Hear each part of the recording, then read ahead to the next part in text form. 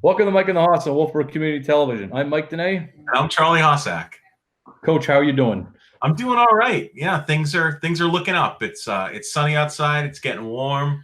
The end of the school year is coming, so I'm feeling pretty good. How are you doing? I'm doing better. There seems to be a little bit of an uptick as far as positive news coming our way with the state of New Hampshire in sports. Yeah. Which is what we do. And so it's kind of good to see. We were like flatline. We flattened the curve, that's for sure, for a little while. And we couldn't get news either way for about 4 or 5 weeks. We couldn't really get any news either way. Right. But there seems to be a few things that are opening.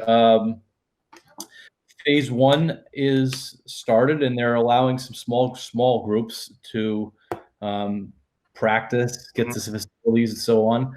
Phase 2 is they're going to open it up. I guess that's when they would open up the fields, and larger groups could play where teams could practice. They haven't put a date on that when that's going to happen. So it's better than it was a few weeks ago. That's all I can. And I know that I know you've been golfing. You've been out there getting some golf in, right? I have, which has been nice. A lot of restrictions at the course, but I understand, and trying to make sure all the members are following the rules because we want to stay open. And that's the concern, that if people get cavalier in what they're doing, that we could get shut down. Yep. And that is a concern. And those of us that really want to just find something else to do, and golf has been certainly a nice reprieve. Yeah. Want to protect what we have. Sure. So I know for me, I'm not much of a golfer, although I think I'd like to get back into it. The governor did open up driving ranges, so I could probably get to the driving range and kind of work my swing. Mini golf courses, I'd like to partake in that. I love playing mini golf, so I can. And there's a big one for you. Ones on your side. The shooting ranges are now open. On my side, I see. Yeah, I don't. I actually just to be clear, I actually don't own any weapons, but okay. The shooting range could be fun if that's something that people enjoy. Good for them. But how about kind of just? We got to thank our sponsors. We got to thank our sponsors before we go any farther. Okay. Skelly's Market, Downtown Grill and Cafe, and Morrissey's Porch and Pub. Well, that's actually a great segue, because what I was going to say is the state of New Hampshire, the governor has allowed outdoor restaurants to open, outdoor seating. Have you been? I know it's early. It just started yesterday for us. Have you been, or do you plan on going at some point? Quite frankly, I don't plan on going. Okay. Yeah, I'm not comfortable. And I answered a survey from the UNH. I got on their survey list. There's like 3,000 people that they're surveying regularly. And I ended up on that list. And one of the questions was, are you comfortable with eating outside currently in 1 or 2 months, 3 to 6 months, and so on? And I had put down 3 to 6 months. I'm just not there yet, that I want to be sitting around with a whole bunch of strangers that I don't know. Okay. And I'm not a panicker by any means, but there has been certainly enough news out there that makes me want to be a little bit cautious and sitting next to somebody. I don't know where they were. Yeah. And I think it matters. When we're golfing in a very strict group that, you got to pass some qualifications and admissions into our group because we want to be protected. But, we also,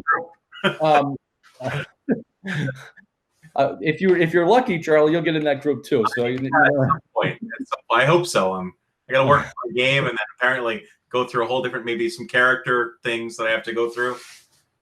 Is there an initiation or of some sort? You're darn right. Yeah, all right. Anyway, so we're trying to be responsible, and my wife and I, we're trying to be responsible, and we're not comfortable. Now, we are doing takeout. So, Sure. That is the thing. It's just that sitting down with people that I don't know, I'm not there yet. Yeah, you're just not ready. I get it. And I don't know if I feel the same way you do, but I'm still not there yet. I don't mind doing the takeout, but I'm not really ready to go to a restaurant and sit outside. But it's good. I mean, it's good for the restaurants, have some friends in the restaurant business. And I know that they were busy yesterday and they're busy today. So it's good for those small businesses to be able to make some money. So absolutely. And there are a lot of people that are there and that they're dying to go out to eat. And so I think it's great for the restaurants that, they're doing it. I'm getting a kick out of all the restaurants scrambling to find outdoor seating. Yeah.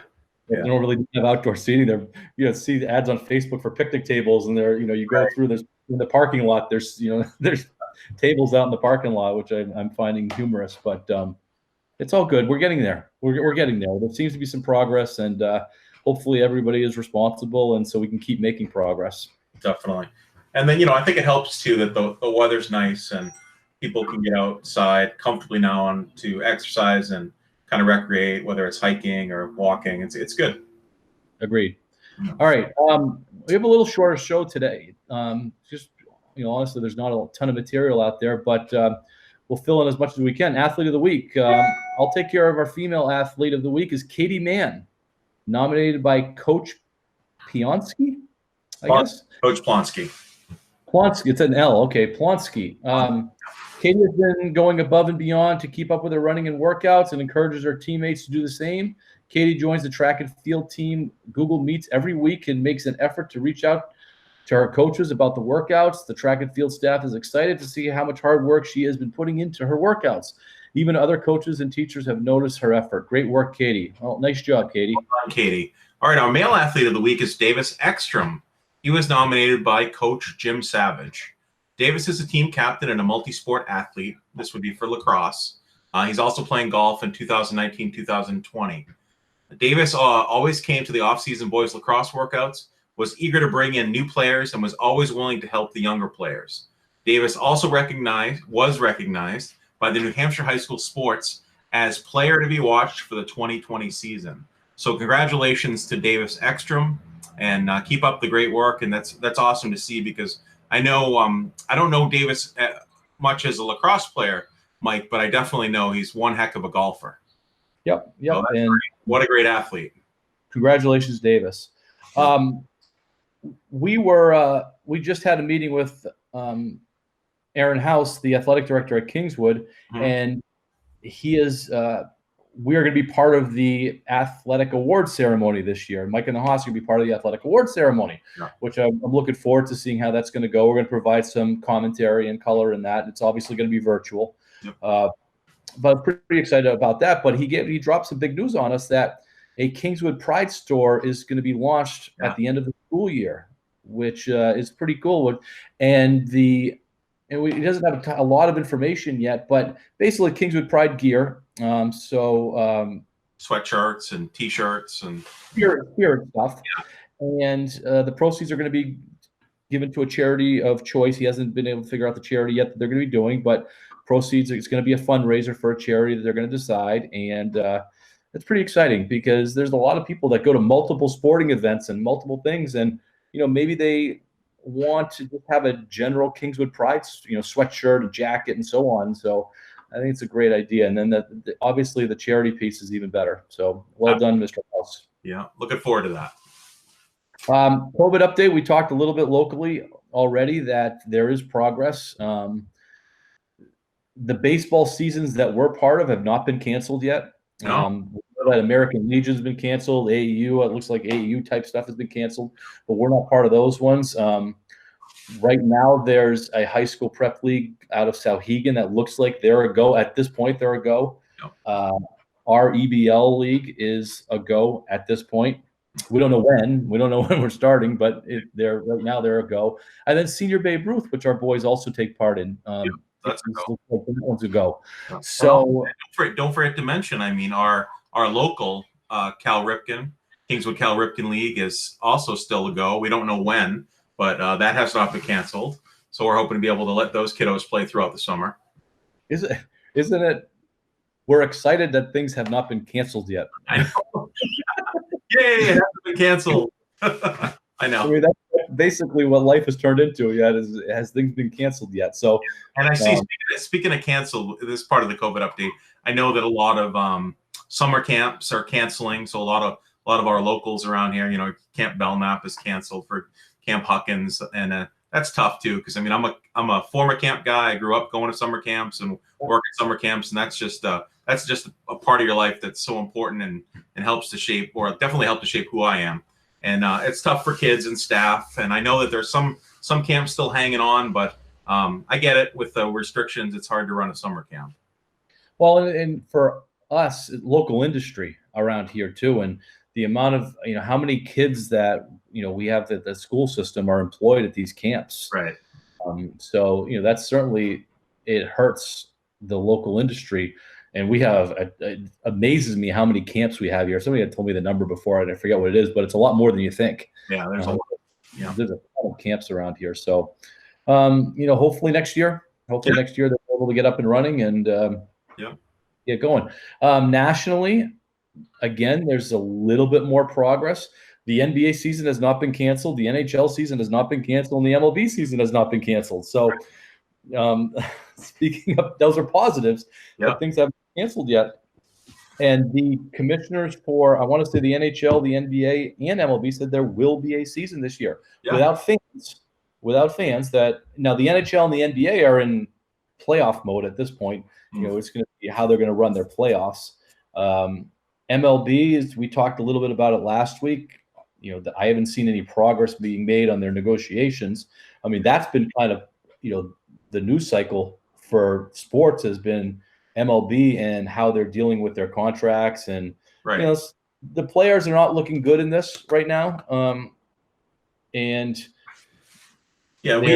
We had talked last week that the players really need to step up here if they want to be able to not only salvage a season, but we kind of feel just kind of to save baseball. Because if they're going to say we don't want to do it unless we're paid our full salary, I mean, that's unrealistic. And people will say selfish and greedy, and who wants to root for those players? So.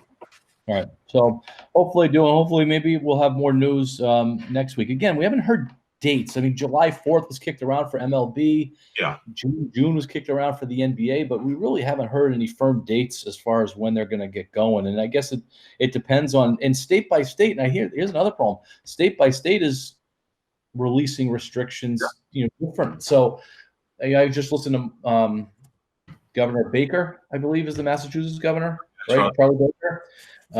He said there's not going to be mass gatherings in Massachusetts, and what he considers a mass gathering, I don't know. I mean, and then look at Governor Newsom in California said professional sports can return in June. He's saying, right? California. So I mean, think of all the professional teams in California. Yeah. So, how are the Red Sox going to play the Dodgers or whatever? I mean, it doesn't have to work that way, but you know what I'm saying. Well, and if so, they say gatherings of 50 or fewer can get together. So baseball, that's okay. Hockey, that's okay. Basketball, that's okay. But football training camp can't happen with 50. They have about 96 guys that show up there for training camp. So I mean, they don't even when they get down to their 53-man roster, they're violating it. So then your coaches and about 15 or 16 coaches, the training staff, and everybody. They're a lot more than 50. So I think there's more progress that's going to have to be made before football, happens. They're going to have to make some more adjustments. And then you just hope that the cases don't start spiking again, because then we're back to where we were. Yeah. And it's interesting too, because you look at sports as far as college, and you look at colleges. Some colleges aren't returning. Some are returning. Some are starting early and going through Thanksgiving, and then they're not coming back, and then coming back later. So there's all these different schedules, and you wonder how that is going to play into if there's going to be college sports, and one team wants to have college sports, but do you have to have the whole conference? So those are discussions that have to be figured out pretty soon. There's a lot of moving parts in the whole thing, and if when we were talking to Mr. House, we're talking about field access and things like that, and so if there's a limited number of fields in the fall that are open for play, how does that work out? And the same thing with stadiums. And if you go to colleges, if the Pac-12 doesn't have a conference and the ACC does, is there a national champion? I mean, this is way ahead of it. And these are things that don't matter that much, but there's decisions. My point is that there's a lot of decisions and discussions that have to happen. Well, speaking of one sport, and I know that this is in our contract never to discuss, and I'm sorry again, Mike, for doing this, but NASCAR is back. They had a race. I know. So, I mean, I don't know. They got fans, right? No fans. I mean, I've never been, but those fans, it's like 100,000 people packed together. So, fans. But obviously, you get social distance in a car, but you still get a pit crew and you still get all that. So, I would think that NASCAR, golf, tennis, Yeah, cross country running. cross country running. I mean, I think these are sports that certainly can happen right away because, like you said, they're naturally social distancing. Yeah, yeah. I mean, the caddy and the golfer are really the only two that get close to each other. Right. And in NASCAR, they're not running tandems in the cars. No. I don't think they are anyway. Yeah. Well, yeah, no, I agree. But that's I agree. Actually, the reason why I mentioned it is that there's a large percentage of the population that loves it, NASCAR, and it's a sport that people go crazy over. So for some people, it's it's kind of like us saying baseball could come back. We would be pretty darn excited. And I know that a lot of NASCAR fans are very happy that they have their sport back. So that's just one little piece now of starting to get back to however you're going to identify as normal. That is at least getting people excited, and that's what we were talking about our past few shows. Is that how do we kind of keep ourselves entertained and being able to be connected, and and our argument has been we can have connections through sports at any level. So it's good to see sports coming back, and I guess it's starting with NASCAR. So. To segue, the only real sports that's been going on are documentaries right now, and I've been really wanting to talk about The Last Dance. Did you get to watch any of them? Yeah, I'm not caught up, but I've been trying. I've watched the first 5. Okay, so, and not that we're going to talk about that because we certainly have talked about it a lot, but The Last Dance, the premise of it was that this dynasty of the Bulls, they knew then that last year they were done. There was an announcement Phil's not coming back, MJ's not playing for anybody else but Phil, so on. I mean, they really broke up that team. I mean, they just obliterated that team. The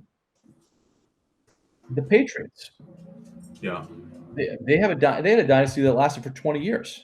I know. Are they deserving of that Last Dance kind of thing, or is it just because one person left, or two if you include Gronk? So 2 left. They're not broken up. I don't know. I mean, I think the title, it should be not The Last Dance, but The Continuous Dance, because it really never ended. And it hasn't ended. It hasn't ended yet. We don't know if it's ended. Not that we know of. That we know of. It's not over. And even if you look through the 20 years, that yes, you have the consistent piece there. You had Tom Brady, right? But the team evolved every year. It wasn't the same team that was put out there year after year. The Bulls, that was the same team, for 6 years. Not really. You had MJ and Pippen and everybody else, because at the beginning you had Paxson, at the end you had Kerr. That's a good point. Okay. Yeah. You had Cartwright, and then you had Long. Just so we could say it was similar. It was, well, you had your main pieces were there. You had your Mr. Rebounder, though. He was there. Not for the first one. Yeah, no, yeah, but he was there for 3 of them. Okay. For 3 of them. So, I mean, if you're I'm hearing some echoing here. If you're going to compare the two big ones that were around for the Patriots were Bill and Tom. Yeah. So that would be Pippen and MJ. Well, what about Phil Jackson? Phil Jackson too. He was there for the whole time. Yeah. So, I mean, there are some similarities, and obviously there are some differences. But I think that you can look at the dynasty that the Patriots had, or the run the Patriots had for the last 20 years, and it's remarkable in a sport where there was free agency and there's a salary cap, and I don't know if the NBA how much of the salary cap they were in then. Yeah, I don't know. So I think there were some different options. They had the bird rule and stuff like that. Yeah. So anyway, we'll go there. So a question for you. So you've watched 5 episodes. Are you an MJ or a Michael Jordan or a LeBron? Who's the better player? Oh, I'm not. That's kind of easy for me to answer, even if I haven't watched The Last Dance. Michael Jordan all the way. I'm not. I mean, LeBron James, obviously great basketball player, but there's just something about Michael Jordan. LeBron can't do it all. So, but Michael Jordan can. And plus for me too with MJ is his persona off the court, just who he was. And maybe it's because I'm an old man and it's Michael Jordan, and maybe if we asked our kids this question, we might get a LeBron answer. So I don't know. I mean, and I'm sorry, I didn't even ask you. I mean, you might be LeBron. So what do you think, Mike? I am a Michael Jordan guy, and there was a debate in my head just because LeBron's still playing and it's more recent and you're seeing what he's doing and so on. But watching this, it's not even close. Yeah. Going back and seeing what Michael Jordan did, Michael Jordan, like LeBron, was the best player whenever he was on the court. Yeah. The difference was Michael Jordan did not lose. He just didn't lose. I mean, he was 6 for 6 in NBA Finals, and you said something. He did it all. He was Defensive Player of the Year many times. He was also the scoring leader many times. But when he led, he really. I mean, he was another coach on that team, and I loved his interaction with the other players on the team, and the fans. He just seemed so personable off the court, and just a nice guy, and he gave everybody attention. He also gave them a lot of crap too. Teasing crap, and he made them feel normal. And he did. He made those players around him. He made them better. Where I think with LeBron, it was all about LeBron. Where am I going to go? Cleveland, Miami, LA. What am I going to do? And it's all about LeBron. For Michael, it was, how can I surround myself with enough talent so that we can continue to win? And how can I make that talent better? Yep, agreed. I think that's what he did. So I think you're right. I think MJ all the way. Okay. There is some sports this weekend. There's a big golf match going on this weekend. Yes. So Tiger, Phil, and Peyton and Tom Brady. Yeah. And my question for you, does it hurt a little bit watching this just because Tom Brady is, when they announce him, Tom Brady of the Tampa Bay Buccaneers. Yeah. Of your New England Patriots, but of the Tampa Bay Buccaneers. Is that going to sting? I don't. Well, it's not going to sting me just because I love Tom Brady. I don't care who Tom Brady plays for. I can't get. I mean, I hate to say it, but I can't get enough Tom Brady. I watched his commercial yesterday, and he was talking about supplements, and I'm like, this is so great. So for me, it doesn't bother me. I don't care what team they say after it. He'll always be a Patriot to me. He'll always be the greatest of all time. And I hope he goes to the Super Bowl with the Bucs. And like I said last week, and I hope he plays the Patriots. So okay, I think it's going to hurt a little bit when he has a Tampa Bay hat on. I like the logo's nice. It's cool. Who doesn't like Pirates? It's still going to hurt. It hurts, Charlie. It's going to hurt. All right. So, all right. Are you going to watch it? Are you gonna? All those guys can golf. I mean, obviously, we know the professional golfers can golf, but I think Tom and Peyton can really golf. Right? I think so too. Yeah. I think it's going to be entertaining. Yeah. And there's nothing else going on as far as sports go. So I'll probably tune in unless there's a NASCAR race, and I'm just definitely going to be watching that. Yeah, that'll way to lie. Okay. All right. So start bench cut. We've been playing this for the last few weeks. Yeah. And you've been doing a great job as far as organizing this. Today is the NFL offense. Yes, NFL offense. So let me pull up my screen here, and I know that Timothy's in the background. Thank you to Timothy Goodwin, our producer. He's behind the scenes, but always working his magic. So I do see him there. I see him there on my screen now. I want to shout out for Timothy also. Great graphics on last week's show when we did this too. Oh my gosh, it was so good. Yeah, so it was really kind of cool. Yeah. All right, you're up. Okay. All right. So we are going to take a look, as you said, NFL offense. People that have heard our show before know that all of these players that we mentioned are ranked in the top 10 at their position. And all of these players, Mike and Charlie, have had the opportunity to at least see play live or on TV or whatever. So these are people in our generation. So we're not going way, way back. So let's start with probably the most underrated positions or position in football, which is the offensive line. So I figured we could start with the offensive line. And it's interesting. As I was doing research for this and putting it together, Mike, it's I've heard of obviously all of these guys, but some of the guys that were on the list, I was like, wow, I really didn't, I had never heard of them, or I had heard of them, but did a little bit of reading about them. And there's some pretty incredible linemen out there that didn't make this list, but are an important part of the game. So let's take a look at tackle. So I didn't want to break this down.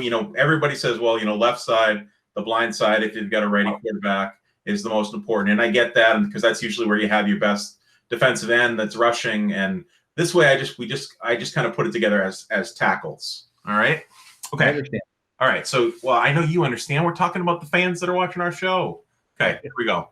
All right. Tackles. We have Bruce Matthews, Anthony Munoz, and Gary Zimmerman.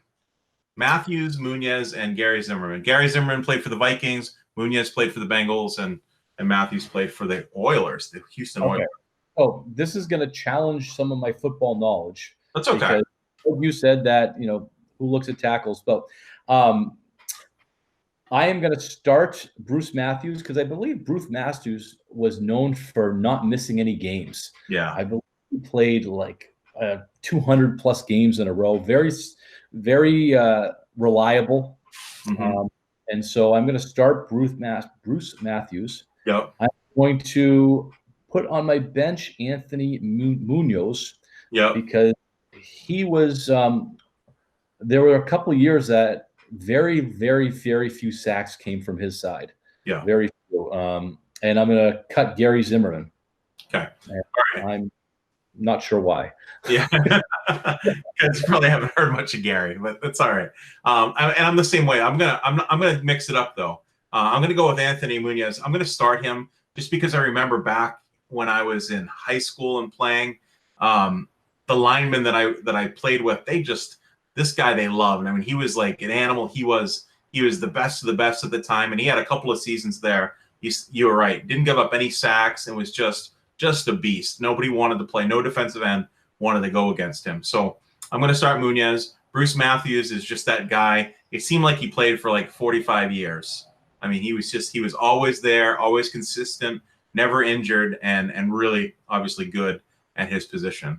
So I'll put I'll put Matthews on the bench, and then we'll cut Gary Zimmerman. All right.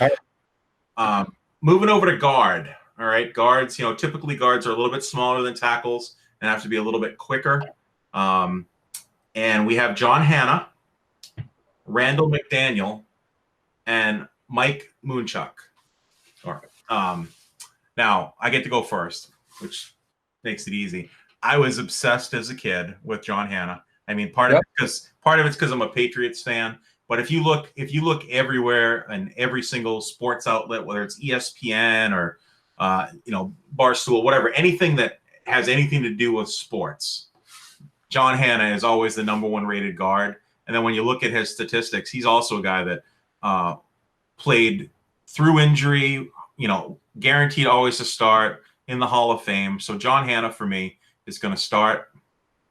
Randall McDaniel he's one of those guys that, I don't know if you remember Randall McDaniel. He played for the Vikings and the Bucks, but I mean, if you looked at him, he was like huge. He was cut. He was lean. I mean, walking down the street, you would have said, "Oh, that guy could play receiver." I mean, he was that athletic. So he's going to be on my bench, and it's tough for me to cut Moonchuck because I remember him. He played for Houston, the Oilers back then, and he was similar to that to the Anthony Munoz type guy, just real tough, outgoing, and just a guy that nobody wanted to face. But he doesn't make it this time for me. All right, so I'm going to have the same thing. John Hanna is, whenever I see things about John Hanna, people talk about John Hanna, they talk of him about one of the greatest guards that has ever played. Yeah. Randall McDaniel, and help me out with this, is he the one that had like painted on his face? Didn't he like have like almost like war paint on his face when he played? Yeah. Scary. He was really intense. Super intense. I would want him, guarding me at any point. So he's on my bench, and then I'm cutting Mike Munchak. Okay. All right. And if the Patriots had any of these guys in their prime right now, all three would be starting at some position. Of course.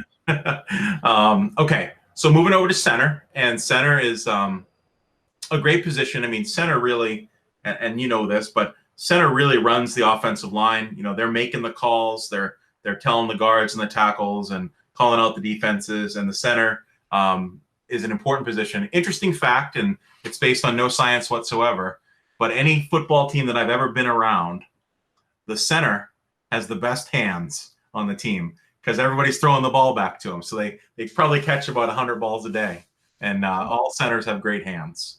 Nice. So yeah. Right. Okay. I'm going to start Maurice Pouncey. Yeah. In the Steelers, and I'm going to put on my bench. I'm going to put on my bench J.C. Tretter, played for the Browns, and I'm going to cut Jason Kelce. Okay.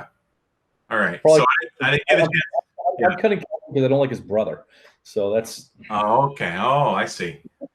Yeah. People, so the centers, just quickly, Jason Kelce, Marquise Pouncey, and J.C. Tretter. I didn't get a chance to introduce them. So I'm going to start Pouncey. I mean, he's probably the best center that ever played the game. I'm actually going to bench Kelce. Jason Kelce is a fantastic center. I'm not a fan of his brother either. So, and then we'll cut J.C. Tretter for the Browns.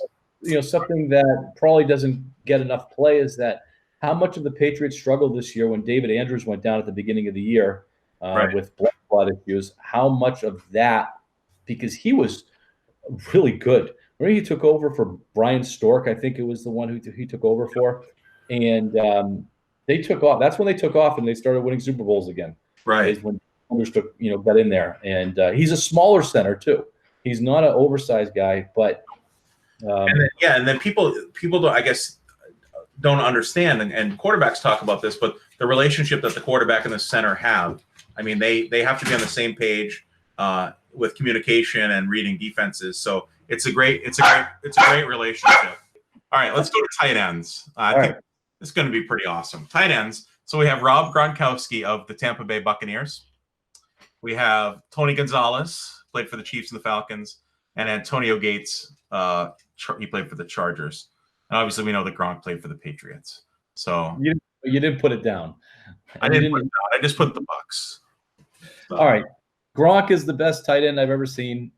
And then, I'm a tough time with Gonzalez and Antonio Gates because I believe that the role of a tight end is not only to catch passes. Their number one role should be to block and protect. Right. And Tony Gonzalez was okay at that, but Antonio Gates was really good at that. Yep. He was a big-bodied guy. Tony Gonzalez he reminds me of Travis Kelce. Yeah. He's out in patterns all the time. He's not in there blocking. Whereas Antonio Gates is going to, spend half the game on the line mucking it up, just like Gronk does or did. Right. So I'm going to cut Tony Gonzalez and I'm going to bench Antonio Gates. Okay. I'm going to start Gronk, no questions asked. Greatest of all time, tight end. I'm going to start Gates, and I'm going to bench Gonzalez. All right. Running backs. All right, running back. We're on the clock a little bit here. Yeah, Walter Payton, Emmitt Smith, and Barry Sanders. I get to go first this time. He went 2 in a row, I think. All right. I'm going to start Sweetness, Walter Payton. I'm going to bench Emmitt Smith, and I'm going to cut Barry Sanders. Well, we are going to be different on this one because, I looked at Walter Payton. I think Walter Payton was good. I think Emmitt Smith was, even though he's the all-time rushing leader, I believe he is anyway, overrated because he played behind the best line that's just about ever played together. And Barry Sanders played behind, St. Mary's School of the Blind as far as the, line. It was just a bunch of undersized guys. There was never a line there, and he still created stuff. Barry Sanders was one of the single most exciting football players I've ever watched. Yeah. So Barry Sanders gets started. Walter Payton is on the bench, and Emmitt Smith gets cut. Okay. I cut the all-time leading rusher. All right. Okay. Quarterback. All right. We have Joe Montana, Tom Brady, and Peyton Manning. You want to take this one since I did 2 in a row? Or? No, go ahead. I want to hear what you have to say. Brady starts. Montana's on the bench. Manning gets cut.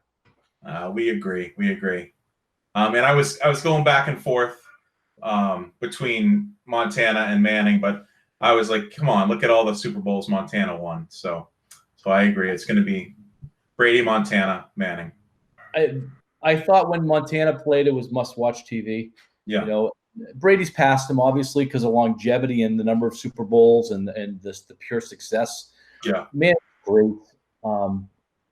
It's just, this is a conversation that we probably had, 10 times over the few years we've been doing the show because it's out there. It's a topic. All right. Receivers. We have Jerry Rice, Randy Moss, and Terrell Owens.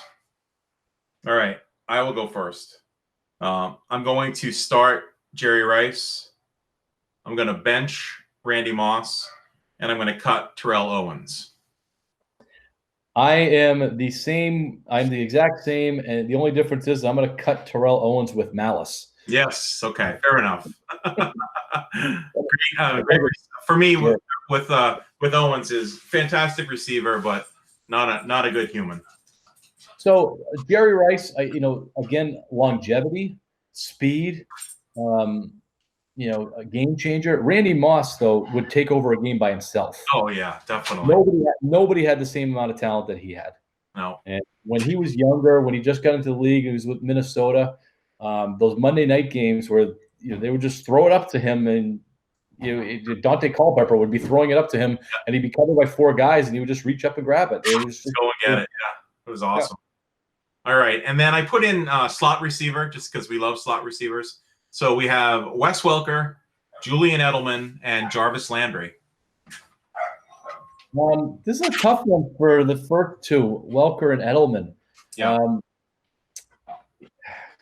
I'm going to start Edelman, and I'm going to start Edelman just because he won. Edelman won. Welker had a couple chances to win, and he didn't come through.